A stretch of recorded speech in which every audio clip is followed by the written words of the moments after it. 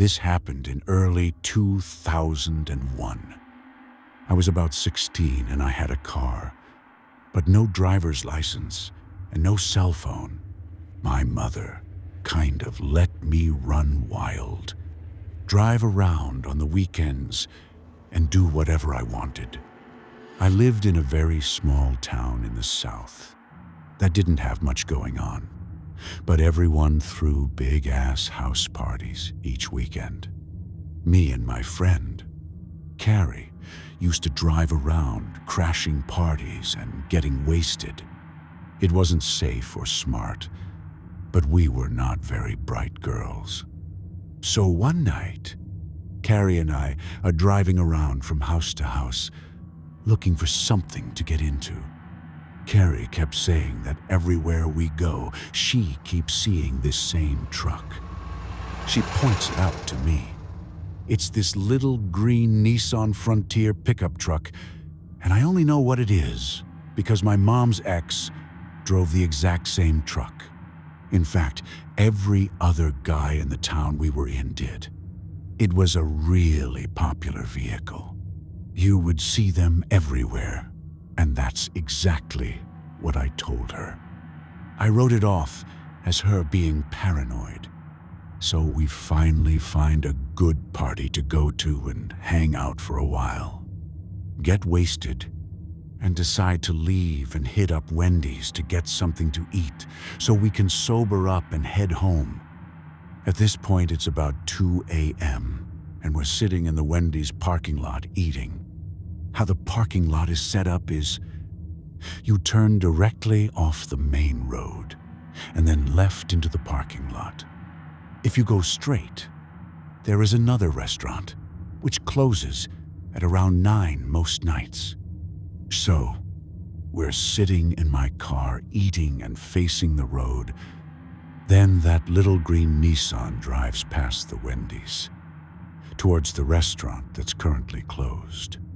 The weird thing is, the driver just stares us down the entire time he's driving by. The way he stared at us was horrifying. He looked like he wanted to kill us. Carrie starts yelling. That's that fucking truck I've been seeing all night. I swear this guy is following us. He loops around the other restaurant and drives by us again. He continues doing this several more times while we sit there and I think about what we need to do. The Wendy's is now closed. We were probably their last customers of the night. The parking lot is kind of dark, and I don't want to get out of my car. About a mile up the road is a bright, well-lit 24-hour gas station where the night shift crew knows us.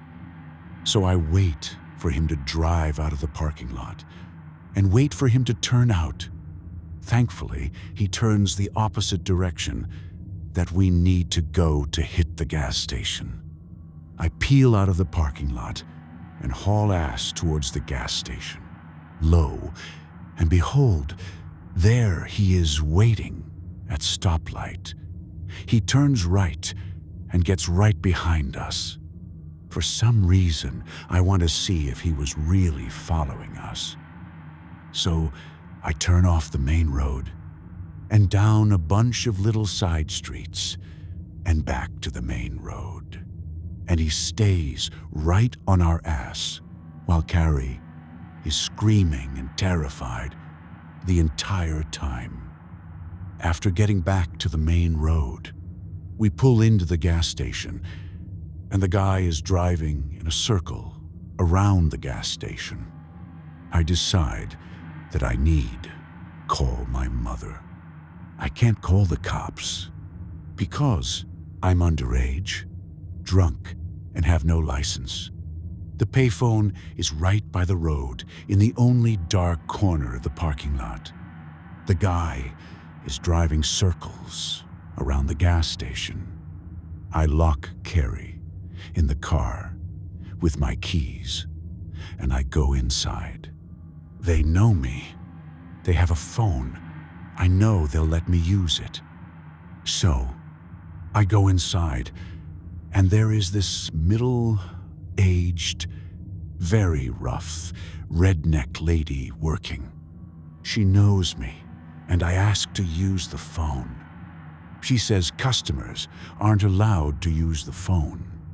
I need to use the payphone, so I just start crying and say this guy has been following us all night. I need to call my mom. I'm too afraid to call the cops because I'm drunk. Then the lady just loses it. She grabs the cordless phone and throws it at me, then grabs a baseball bat from under the counter and takes off, running out the door. I watch, both in horror and amazement, as she grabs a hold of the guy's truck door as he's driving and starts trying to hit him with a baseball bat. He speeds away, and she falls on the ground, then comes running back inside. I'll never forget. She is out of breath. Her clothes look ripped and dirty. Then she just yells, "I do not fucking play games with people like that." That woman was my hero after that night.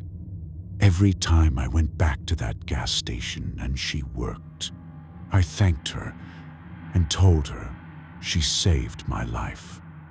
I called my mom, who thankfully had a cell phone. She had been on a date. She went back to his place, and her date came with her to get me. She drove me and Carrie home in her car, and her date drove my car home. I thought that was the end of it, but I started getting phone calls. I got 3 a day. One about 10 minutes before I left for school each morning. One about 30 minutes after I got home from school, and one at about 10:30 at night. Like clockwork, at the same times, every weekday. Never on weekends, because my mom was home, and I think he knew it. No one was ever there. I mentioned it to Carrie, and she told me she was getting the same calls. The calls continued until I moved out of my mom's house. I don't know if the calls were related or not, but I know my heart still skips a beat whenever I see that green Nissan. Carrie thinks a drug dealer we both knew paid the guy to follow us, and the drug dealer was the one making the phone calls, because we had a bad falling out with him a few days prior to all of this. But I don't think that was the case. The guy may have been a drug dealer, but that was just not in his character. When he wanted to scare people, he wanted them to know exactly why, and that it was coming from him.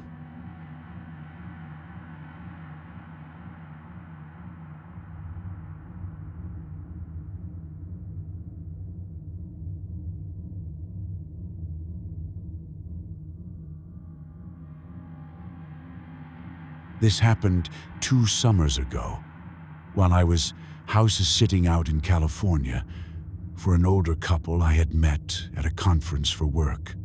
It had seemed like a dream scenario.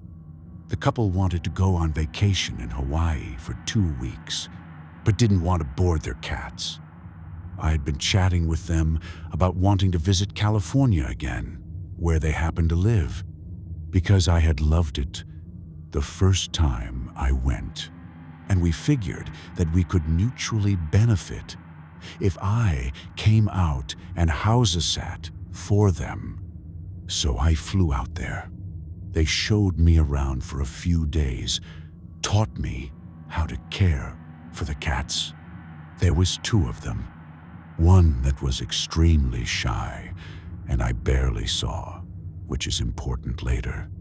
They gave me access to their house and cars. These people were so generous. And before I knew it, I had dropped them off at the airport, and I was on my own. At first, it really was the dream vacation. I was staying in Oakland and making forays into San Fran, Sonoma, Monterey, etc. In the mornings, I could walk out the front door and shortly be hiking the paths surrounding nearby Mount Diablo, and I was just ultra content with the world. I was so enamored by the area that I had actually started looking into taking some steps to even relocate out there. But then one day, about halfway through my final week there, when I got back to the house, I felt really odd, almost like I shouldn't go inside. I shook it off and went inside anyway, because it was getting late and I needed to put out dinner for the cats. Once I was inside, I forced myself to ignore how off I felt. I made some food for myself, went to bed, and was shocked to find the shy cat hiding under my bed and crying. This was the first time I had even seen her close up. The entire time I had been there, up to that point, she never left my host's bedroom, unless she didn't realize I was around. Again, I ignored feeling weird and just assumed she had decided I was okay and went to bed. I did start locking my bedroom door that night, though. I also remember that about halfway through that night, I thought I heard someone walking around in the gravel outside of my window. But after listening for a bit, I didn't hear anything else and went back to sleep. The day after, in the morning, I still felt a little odd, but kept up with my plans for the day. I drove out to a little music festival in Sonoma, went clothes shopping, and had an overall great day. When I got back to the house, though, I found the front door locked in a way I hadn't left it. Basically, my hosts never locked the deadbolt, only the lower second lock. That's the only lock my key worked on, so I never messed with the deadbolt. But it was definitely locked. So I had to call my hosts and find the hide-a key, which, to their credit, safety-wise, was buried like a whole foot underneath a bush outside, and had definitely not been unearthed for a long time. So I used that, went inside, and kept the key with me, just in case it happened again. And it did, but with a different door. This time, I had stepped out into the garage to get a drink, and when I turned around to go back into the house, the door was shut and locked. I could use my normal key on that door, but I was still pretty bewildered. My own cats are whack. So, in my mind, I was trying to come up with a way the cats could be locking me out of the house, but I was coming up empty. I decided I must have been misunderstanding how the locks worked. I just wrote it off and started checking and triple-checking locks when I went out of the house or out into the garage. That night, when I went to bed, the really awful feeling of unease was still there, and so was the shy cat, who was clearly unhappy to see me, but also wouldn't leave my room. But again, I just locked my bedroom door and went to sleep. The next morning, I felt awful. Nausea, body ache. I had no desire to leave the house, so I decided to stay in and Netflix for a day. This vacation stay was like a full 2 weeks, so I didn't feel like I was in any hurry to get all my touristy things in. But as the day went on, I started to feel that feeling of wrongness again, and it morphed into feeling incredibly watched. Around mid-afternoon, it got to the point that I was so uneasy that even feeling awful, I decided to get out of the house for a bit to shake it off. I was getting a bit low on food. So I went to the grocery store, bought a couple food items that I didn't think would hurt my stomach.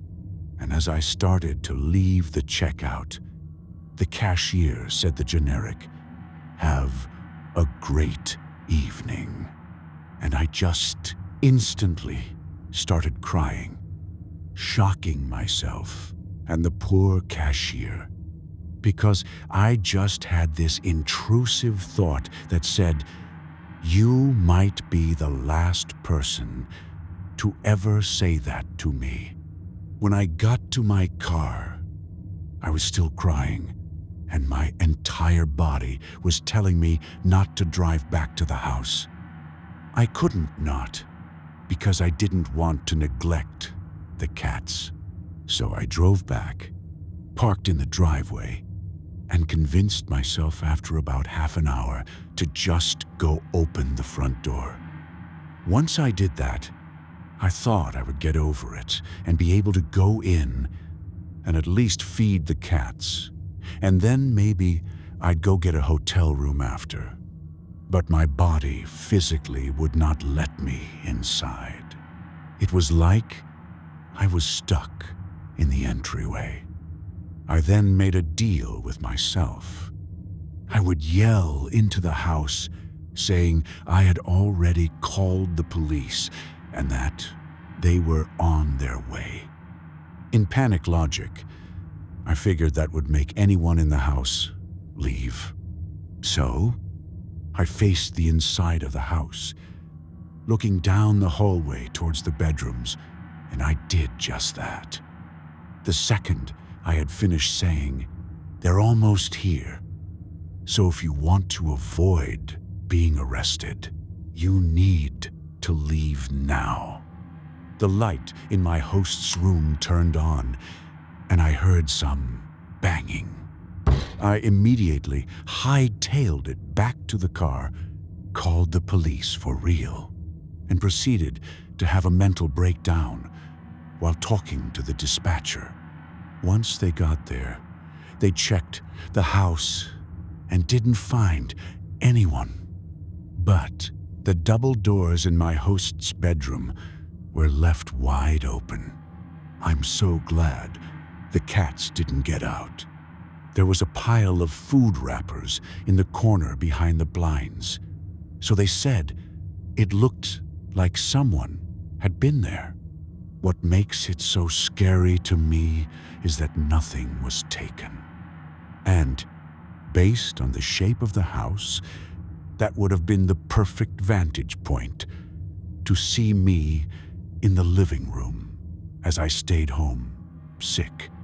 To explain this, the house was in an L shape, and from the windows into the garden that were in my host's bedroom, you could see into the living room windows. Also, the minute the police were gone, they said they couldn't prove anyone was there. There were no signs of forced entry, and we couldn't get a hold of my hosts immediately to verify if anything had been taken, etc. Which, once they were back, they verified that nothing had been taken, so they said they'd petrol a bit, but nothing else. The shy cat was right back in my host's bedroom, and I didn't see her again until I left to go back home. So basically, I think the intruder had been there at least 2 days, forcing her to choose between two strangers and leading her to choose the one that was at least a little less strange, which was me. It messed me up pretty bad, especially because they didn't catch the person and didn't seem to have any desire to look, and I still had to stay in that house for the next 3 days. Nothing else odd happened, and I didn't feel anything off the rest of the time I was there, but the damage was done. I've never felt completely safe in a home without doing a complete search before bed since. but I am extremely glad my gut spoke up. I guess I'd rather have some residual anxiety than be dead.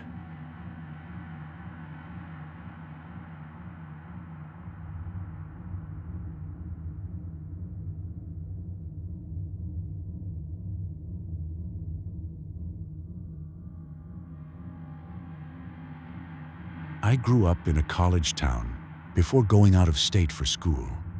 The college is a pretty well-known party school, but all the townie families are close-knit. It's big, but if you grew up there, you knew everyone, and they knew you too. I went to one of the two local high schools when it happened. One of the kids at the other high school, a 16-year-old girl named Mia, disappeared from her room on a Friday night and didn't come back. The security camera from her family's apartment building caught her sneaking out of her first-floor window and getting into a car. But the video was blurry, and they couldn't ID the license plate. At first, they assumed that she had run away, but that idea was scratched when they realized she had left her contacts, phone charger, tampons, etc. behind. There was also a footstool under her window, so it looked like Mia meant to get back in. Mia had two really close best friends who we'll call Kat and Jen. I grew up with Kat, but we were never very good friends. Kat was a bit of a stereotypical mean girl and wasn't very nice to me, calling me fat, telling the boys I was crushing on that I liked them, sharing mean notes about me during class, that kind of thing. It didn't make my life hell or anything, but it didn't help my self-esteem either. That attitude was apparently multiplied when we got to high school and she met Jen. I don't know much about Jen, but judging from what I've heard from my friends who knew her, she was an awful person, like insulting people for no reason about things they can't control. Really loud, really gross, you know. Anyway, Jen was the first person to call Mia's mom the next day when Mia didn't show up for work. Jen explained that Mia had snuck out of her room to go joyriding and smoke with her and Kat, but they dropped her off at the end of the street when they were done. Mia apparently didn't want to risk waking her parents up with the car. The girls were really upset about Mia and declared innocent almost immediately by the police and Mia's parents. The girls started helping the parents, put up search posters and Facebook posts about Mia all over town. No one thought Mia was dead, but that she'd been kidnapped. Running away was ruled out pretty quick. It didn't take long for the entire town to hear about Mia, for the other kids and even the teachers to start gossiping. The rumors around the schools said that Jen and Kat took Mia to a party where she OD'd and that her friends hid her body because they didn't want to get in trouble for drugs. Other people, like my English teacher at the time, thought she'd been killed by Jen's boyfriend, who had been suspected of a robbery in the next town over. And other people thought she had actually run away because there were reported sightings of her in North Carolina, which were later found false. The thing was just a big mess of rumors. Us high schoolers heard about Jen and Kat being involved for a long time before Mia's body was actually found. People defended them, though, and sometimes it honestly didn't seem fair that Jen and Kat had to deal with other people's gossip when their best friend was missing. They were constantly posting how much they missed Mia on Facebook and Twitter, and Mia's parents and Jen and Kat were really supportive of each other. I first heard about Kat being involved through one of my tennis teammates who worked with her over the summer, and how she was so mad that people were actually trying to blame Kat for such an awful thing. I kind of agreed with her, because being mean is one thing, but being a murderer is another. This lasted for a long time, until one day Kat had a literal mental breakdown, screaming at her mom, which you could hear on a 911 call recording, and ended up in the psych ward. There she admitted to police that she and Jen had killed Mia and hidden her body on a back road in the woods because they, and I quote, didn't like her anymore. The police took her for her word, went to the spot, and found Mia's body. She'd been stabbed over 50 times with a kitchen knife. Apparently, Jen and Kat had lured Mia into the woods that night to hang out and smoke. Once they parked and everyone got out, Kat and Jen jumped Mia on the count of 3, then stabbed her to death with their parents' kitchen knives. Mia tried to run but was attacked by Kat. She tried to fight back but just couldn't do it. Afterward, they hid the body under some rocks and dirt, cleaned up the scene, changed and burned their bloody clothes, and didn't tell a soul for 6 damn months. Kat even went to church camp the next week. Once Kat confessed, she turned on Jen, who eventually pleaded guilty too. I think Kat was sentenced to 30 years with parole and Jen to life with mercy. I couldn't imagine how much of a nightmare this was for Mia's parents. I really can't. Suddenly, the case is on Dr. Phil and Anderson Cooper, and my little town is on every real-life crime show around. Lifetime even made a movie based off the case, which is pretty exploitative and messed up, if you ask me. I still can't believe it happened, that one of my childhood mean girl acquaintances ended up as a cold-blooded killer by the time we were 16. It's honestly surreal to see her listed on those tumblers devoted to underage killers, which include entire year book pages of my friends, and not just Kat and Jen. Their method of operating was pretty sketchy, and a lot of amateur investigators even took up the case, hypothesized that Jen and Kat were in a sexual relationship and were afraid Mia would out them. And, I mean, my southern hometown can be pretty close-minded sometimes, but to do something that drastic and horrible never added up. People would have accepted them eventually. I don't know. I've thought about this so much and for so long, and I still don't know. While my minute experience is absolutely trivial and petty compared to those of the victim and perp's families, my worldview has drastically changed because of it. Anyone is capable of anything. Do not take anyone at face value until they prove you can trust them. Even if they are some innocent-looking redhead who sings in school, plays, and volunteers at church. Evil comes in all kinds. I think the worst part of all, if it, was the vague tweets Jen put out during the time people were still looking for Mia. One of them read, "We really did go on 3.